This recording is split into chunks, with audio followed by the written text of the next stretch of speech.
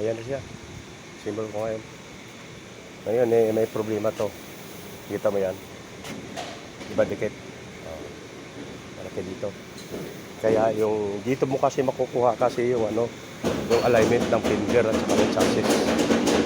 Ngayon itong chassis na to, taas ko ng konti ito. Pinahinan ko na yan. Kaya lang siyempre, habang wala yung kasi finger at saka yung yung bolt, hindi mo ma-align ito. Kaya itaas ko na konti ito. Dito tama na. Bilang idiretso ko na lang siya. Kasi dito, yan. Kita nyo? Di ba tama siya? Tama lang. Walang nitis. Kaya itong isa na to, okay na to. Kaya lang, mangyari nito, ipaling ko sa kaliwa.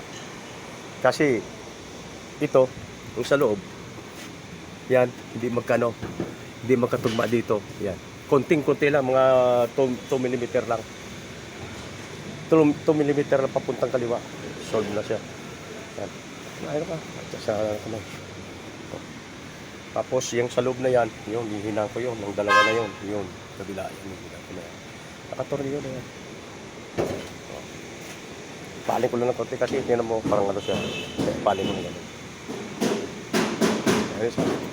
Tanya na. Nakakalod eh. Kaya maganda pagbago. Sadil ang gawin talaga. Pero ganyan mga bangga na malalaki, ay wala. Pag-aantay ka talaga. Sino mga kalod eh. Okay na.